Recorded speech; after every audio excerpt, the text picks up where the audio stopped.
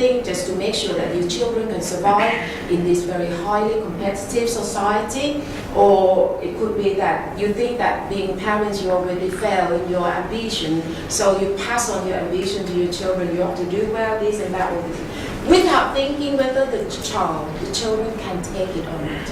Okay, and it's quite often end up in the front page news because the children thought that everything the parents say is always correct and don't want to fail them, So when they actually fail or did not live up to that expectation, they go out to kill themselves. It's quite often in Thailand, children kill themselves only because they cannot get into university that they want to, that their parents expect them to, which is very sad.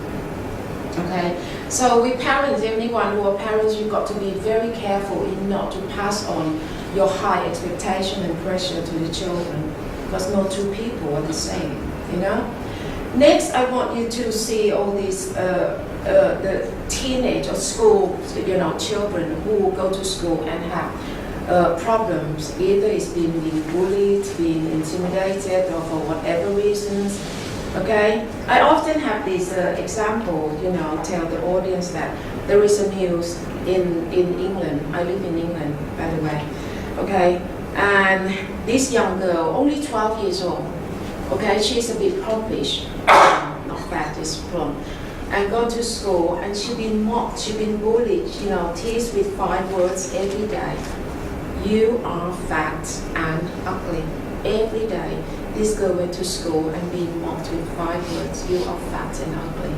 So one day, the girl came home, and then the mother saw, why my daughter is so, quiet.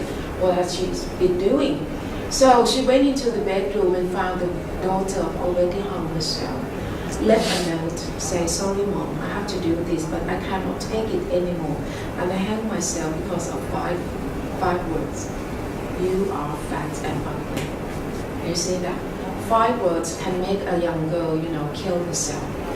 The point that I want to put across to you is that when the media know about this and they come to ask the mother, interview the mother, why your daughter, only 12 years old, killed herself?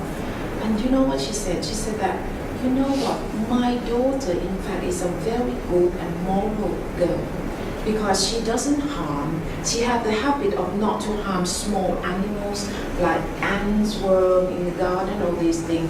When other children, see worms, see ants, they just stamp on it, kill it quite naturally. But she said that my daughter didn't do that. She really, have the moral ground. So can you see that? The point I want you to see is that nowadays, being good person, morally good person, doesn't mean that you can survive mentally. Okay? Sometimes if you're too good, you survive even harder. Okay? And nowadays you got all this internet, you got iPhone, iPad, Facebook, Twitter. Children, teenagers, they can be bullied, intimidated from all angles, left, right, and center. And then there is no way for them to protect themselves. There are more and more news about, young people who've been bullied, through the cyber, through the internet, and they cannot take it anymore, gone up to kill themselves, a lot of them. Okay? So we are living in a very, very sensitive and very, vulnerable society, ready to break any time. Okay? So we have to be very careful. And I want to ask you that how can you protect your children? Not to mention children, sometimes we adults, we cannot even protect ourselves. Is it true what you think about it? Okay? So this is one thing. Move on.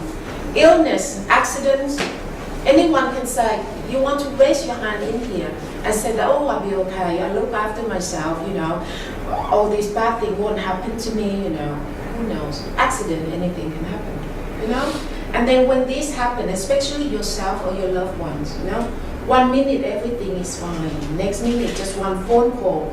Your son been hit by a car, the test come out, sorry, you already have cancer on the last stage already. Okay? So 1 minute everything is fine. Next minute it can be like this. Your whole life is turned upside down and you don't know how to get rid of them. And this is quite scary. Okay? Now come to the stage when you have, get married, or this picture it just tell you the very clear problems. It's not only being, alcohol, in alcohol, it could be gambling, it could be womanizing, it could be in the reverse role. All this is a heartache all round, right? This is the pressure of work. So you come to the work environment. I mean, some people, this is another example for adults. You're doing all the good thing, all the right thing, responsible for yourself, for your work, everything. The only thing you don't do is to suck up to your boss. Okay? And when you cannot suck up, you don't suck up to your boss. And this kind of people is just climbing up the social ladder so quickly. Whereas you do everything right by the book, you just stay still, and they just get nowhere. So you begin to question.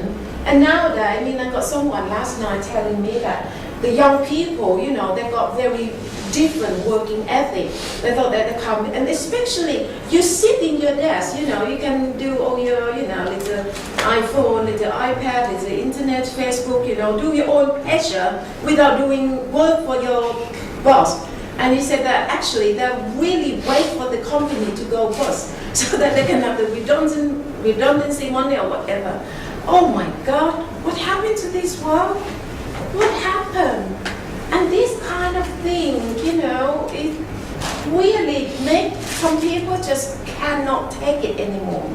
Okay, it's either this or, force you to work like buffalo. Like buffalo, honestly. If you are the boss, you are the junior, you just keep on working. I pay you, this is what I pay you for, you just work for me. So your job is to work, if you don't want it, you leave. Okay? Oh my goodness me. Until you cannot see your own family. Okay, this is just, oh gosh. This is another nature of problem. That nowadays, young people, they see people nearby, either the parents, the relative, friends, who got married, and very few of them survive. Few of them, a lot of them end up with divorce or really, fighting. So a lot of them end up don't want to get married, don't want to raise a family, all these things. It's okay when you're young, when you're 20-something, 30-something, your parent is still around, right? You still got your sibling, your family is still quite around. But wait until you are 40-something, okay? Your parent become an elderly now, and then you take your elderly parents, to hospital, look after them, and you can't help to think about yourself, gosh, if who is going to take care of me? I don't have young children, I don't have a wife. Who is going to look after me? And that you're going to scream in your head yourself. It's quite scary. Okay, quite scary. And it's kind of problem that you really cannot confine to people. What can you tell them? You can't. You cannot have any consolation, with people at all. So you end up suffer alone. But having said this, I don't mean that, oh gosh, I'm 40-something now, I haven't got a partner, no children, I better quickly look for someone to get children. That is not the case either, because if you cannot find a perfect one, a Mr. Right, Mrs. Right, you end up with more problems. So I'm telling you this, want to emphasize that whether nowadays, okay, whether you're married or not married, whether you have children or not children, in fact, you are on the same predicament.